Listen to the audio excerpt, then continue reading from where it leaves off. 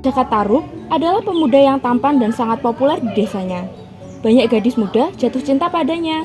Namun, Jaka Tarub berpikir bahwa mereka tidak cukup cantik untuk menjadi istrinya. Itu sebabnya dia masih lajang. Dia ingin memiliki istri yang sangat cantik. Seperti biasa, Jaka Tarub pergi ke hutan untuk mengumpulkan kayu. Tiba-tiba, dia mendengar suara beberapa gadis yang tertawa. Agak mengendap-endap, Jaka Tarub berjalan ke arah sumber suara yang ternyata adalah danau. Ketika dia tiba di sana, dia melihat 7 gadis sangat cantik sedang mandi. Dia benar-benar terpesona dengan kecantikan mereka. Setelah mereka selesai mandi, gadis-gadis itu perlahan mengambil selendang mereka. Hebatnya, setelah mereka mengenakan selendang, mereka terbang ke langit. Sepertinya mereka bukan manusia, mereka adalah bidadari dari kayangan. Setelah itu, Jaka Tarub pulang. Dia sangat gelisah. Dia terus memikirkan 7 gadis cantik itu. Pada hari berikutnya, Jaka Tarub kemudian memutuskan untuk kembali ke danau. Ketika para bidadari itu mandi, dia mencuri salah satu selendangnya dan segera menyembunyikannya di rumah, lalu kembali ke danau lagi.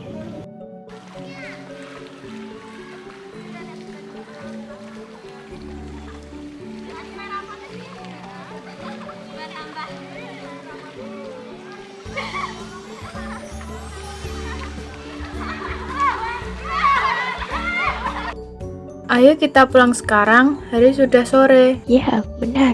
Sebaiknya kita pulang sekarang sebelum matahari terbenam.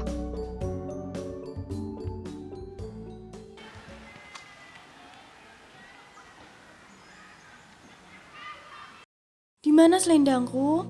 Di mana kau taruh selendangmu, Nawangwulan? Di sini, seperti kalian. Karena Nawangwulan tidak menemukan bajunya, ia segera masuk kembali ke danau Toyawening. Teman-temannya yang lain membantu mencari baju Nawangwulan. Usaha mereka sia-sia karena baju Nawangwulan sudah dibawa pulang oleh Jaka Tarub ke rumahnya. Nawangwulan, maafkan kami. Kami harus segera pulang ke kayangan dan meninggalkanmu di sini. Hari sudah menjelang sore. Baiklah, mungkin sudah nasibku untuk tinggal di bumi. Para bidadari lainnya pun terbang kembali ke kayangan, meninggalkan Nawangwulan di danau itu sendirian. Akhirnya mimpiku menjadi kenyataan.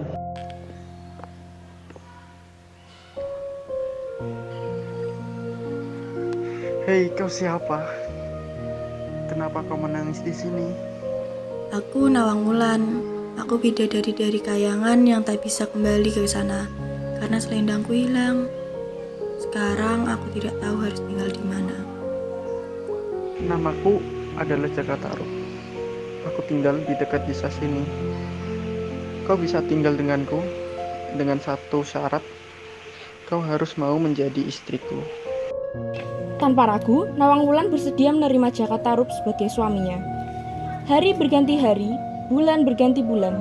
Tak terasa rumah tangga Jaka Tarub dan Nawangwulan telah dikaruniai seorang putri yang diberi nama Nawangsih.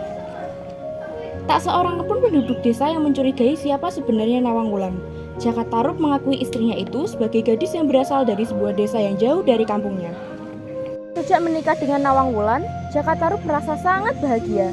Namun, ada satu hal yang mengganggu pikirannya selama ini. Jaka Tarub merasa heran, mengapa padi di lumbung mereka kelihatannya tidak berkurang walau dimasak setiap hari. Lama-lama, tumpukan padi itu semakin meninggi. Panen yang diperolehnya secara teratur membuat lumbung mereka hampir tak muat lagi menampungnya. Pada suatu pagi, Nawangwulan hendak mencuci ke sungai. Ia menitipkan Nawangsih pada Jaka Tarub. Nawangwulan juga mengingatkan suaminya itu untuk tidak membuka tutup kukusan nasi yang sedang dimasaknya. Ketika sedang asyik bermain dengan Nawangsih yang saat itu berumur 1 tahun, Jaka Tarub teringat akan nasi yang sedang dimasak oleh istrinya. Karena terasa sudah lama, Jaka Tarub hendak melihat apakah nasi itu sudah matang. Tanpa sadar, Jaka Tarub membuka kukusan nasi itu. Ia lupa akan pesan Nawangwulan. Betapa terkejutnya Jaka Tarub ketika melihat isi kukusan itu. Nawangwulan hanya memasak beberapa butir beras. Ia langsung teringat akan kesediaan padi mereka yang semakin lama semakin banyak. Terjawab sudah pertanyaannya selama ini.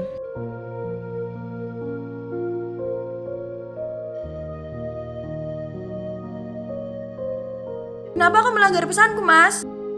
Hilanglah sudah kesaktianku untuk merubah sebutir beras menjadi sebakul nasi. Mulai sekarang aku harus menumbuk padi untuk kita masak. Karena itu, Mas harus menyediakan lesung untukku. Jaka Tarub menyesali perbuatannya, tapi apa mau dikata, semua sudah terlambat. Mulai hari itu, Nawang Wulan selalu menumbuk padi untuk dimasak. Mulailah terlihat persediaan padi mereka semakin lama semakin menipis. Bahkan sekarang padi itu sudah tinggal tersisa di dasar lumbung. Seperti biasa, pagi itu Nawang Wulan ke lumbung yang terletak di halaman belakang untuk mengambil beras. Ketika sedang menarik beras yang tersisa sedikit, Nawang Wulan merasa tangannya memegang sesuatu yang lembut. Karena penasaran, Nawang Wulan terus menarik benda itu. Wajah Nawang Wulan seketika pucat pasi menatap benda yang baru saja berhasil diraihnya. Ternyata adalah sebuah selendang yang selama ini ia cari. Bermacam perasaan berkecamuk di hatinya. Nawang Wulan merasa ditipu oleh Jaka Tarub yang sekarang telah menjadi suaminya.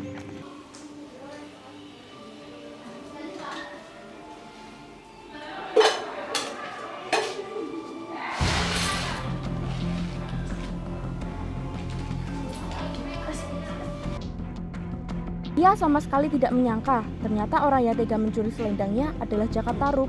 Segera saja keinginan yang tidak pernah hilang dari hatinya menjadi begitu kuat. Nawang Wulan ingin pulang ke asalnya, Kayangan. Sore hari ketika Jaka Tarub kembali ke rumahnya, ia tidak mendapati Nawang Wulan dan anak mereka Nawangsih. Jaka Tarub mencari sambil berteriak memanggil Nawang Wulan. Yang dicari tak juga menjawab.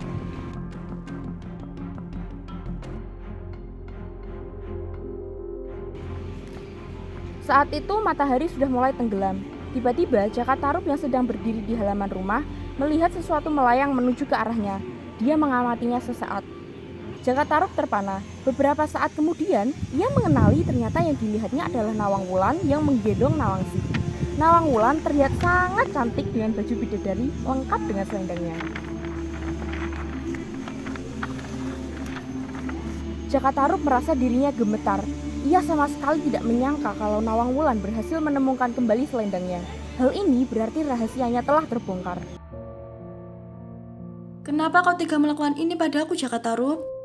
Maafkan aku, Nawang Wulan. Sekarang kau harus menanggung akibat perbuatanmu, Jaka Tarub. Aku akan kembali ke Kayangan karena sesungguhnya aku ini seorang bidadari. Tempatku bukan di sini. Kau harus mengasuh Nawangasih sendiri. Mulai saat ini kita bukan suami istri lagi. Betapapun salahmu padaku, Jaka Tarub, Nawangsih tetaplah anakku. Jika ia ingin bertemu denganku suatu saat nanti, bakarlah batang padi, maka aku akan turun menemuinya. Hanya satu syaratnya, kau tidak boleh bersama Nawangsih ketika aku menemuinya.